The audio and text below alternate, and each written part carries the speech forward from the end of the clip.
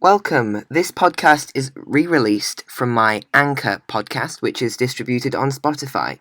You can use the links below to find out more information. In the meantime, I hope you enjoy this episode. Today, I'll be speaking about the history of LGBT events, rights, and legislature in the United Kingdom. Overall, LGBT rights in the United Kingdom have significantly evolved over time.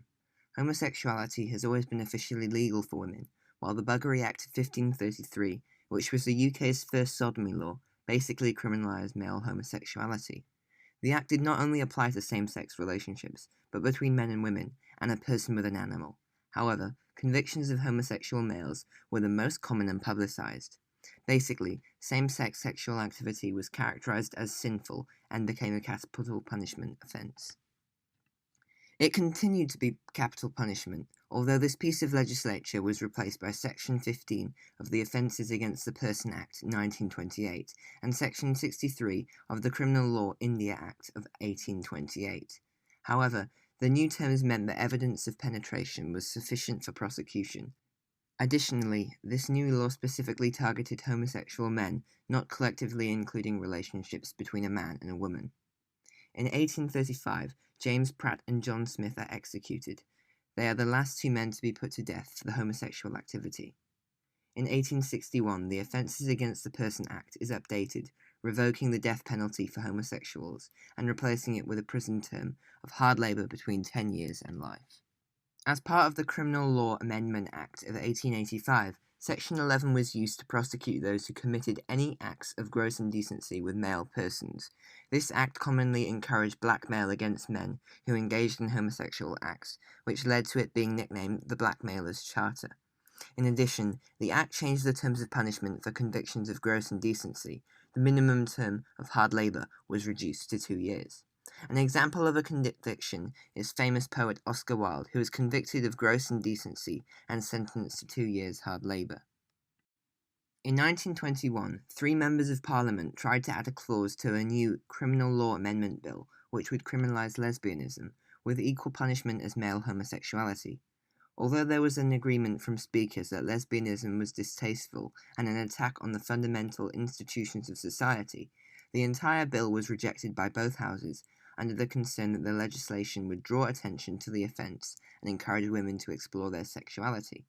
In 1946, Sir Harold Gillies, who is considered the father of modern plastic surgery, carried out one of the first sexual reassignment surgeries from female to male on Michael Dillon. It is the first known surgery in part because Dillon published a book believed to be an autobiography of the first transgender man to undergo phalloplasty surgery. 5 years later, Roberta Cowell, a former Spitfire pilot, became the first transgender woman to undergo vaginoplasty surgery in the UK. She published an autobiography in 1954. In 1957, the Wolfenden Committee released a report which recommended the decriminalisation of private gay sex between 2 consenting adults over the age of 21, which was the exception of the armed forces. The government rejected the report, and it wasn't until 10 years later that the Sexual Offences Act of 1967 decriminalised homosexual acts in private between 2 men, both over the age of 21. In the next decade, many attempts were made to put this idea into action. A letter was written to the Times in 1958 calling for the recommendations of the Wolfenden reports to be reconsidered. It was signed by many important figures, including well-known writer of an inspector called J.P. Priestley. The Albany Trust was founded in conjunction with the Homosexual Law Reform Society. It created a counselling organisation for gay men, lesbians, and sexual minorities. Its first meeting, which was held in central London, had over 1,000 attendees. Over the coming years, the UK's first lesbian and bisexual monthly journal was published in 1963. The North Western Homosexual Law Reform Committee was founded in 1964. The Beaumont Society, which is currently the UK's largest and longest-running trans support group, was founded in 1966, until finally, in 1967, homosexuality was decriminalised in England and Wales, followed by Scotland in 1981 and Northern Ireland in 1982. Since then, various meetings and organisations have been formed, campaigning for increased and equal rights of same-sex couples and homosexuals. On the 1st of July 1972, the first UK Gay Pride March was held in London. London Pride has become one of the world's biggest pride events. In fact, the 2015 Gay Pride Parade in London attracted around 1 million people, making it the 7th largest gay event in the world and the largest gay pride and parade and gay event ever held in the UK.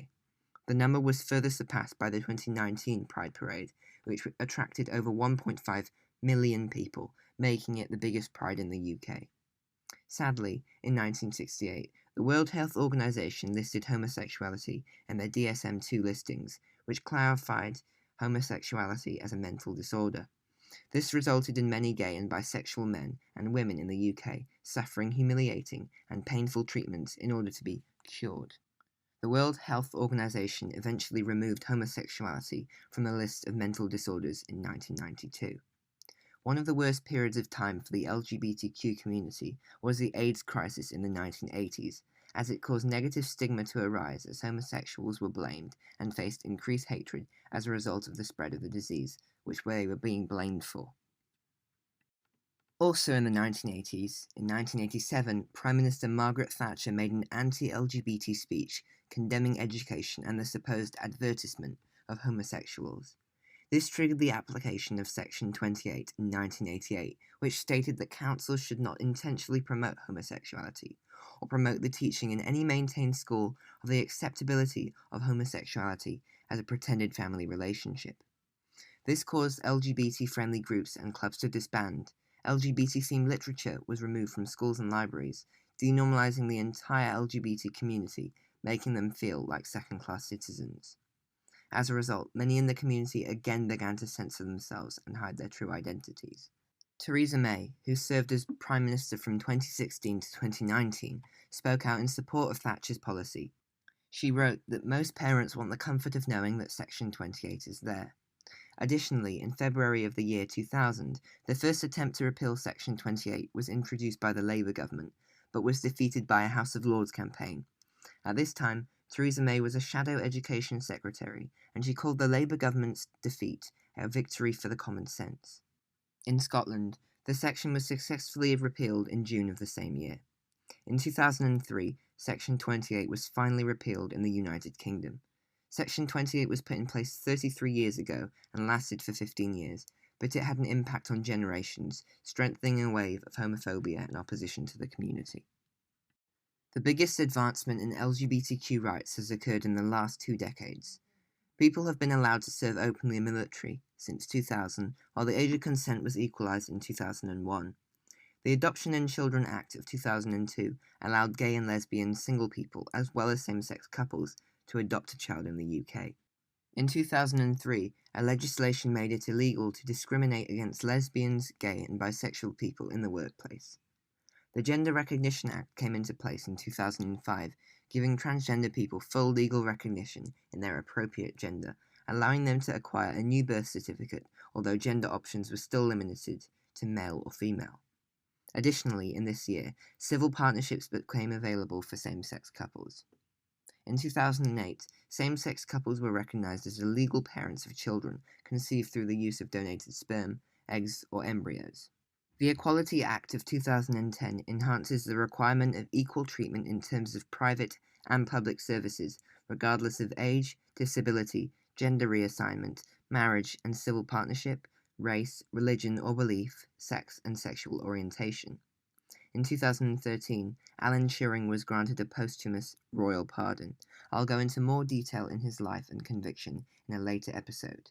The Policing and Crime Act of 2017, also known as the Alan Turing Law, pardoned all historic instances of criminal convictions of gross indecency against men. The first same-sex marriage took place in England and Wales on the 29th of March 2014 after being legalised.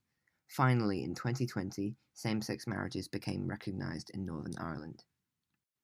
The UK generally has a rather accepting attitude towards the LGBT community. In 2019, a Pew Research Centre poll showed that 86% of the UK view homosexuality as acceptable, while a 2017 poll showed that 77% of British people support same-sex marriage.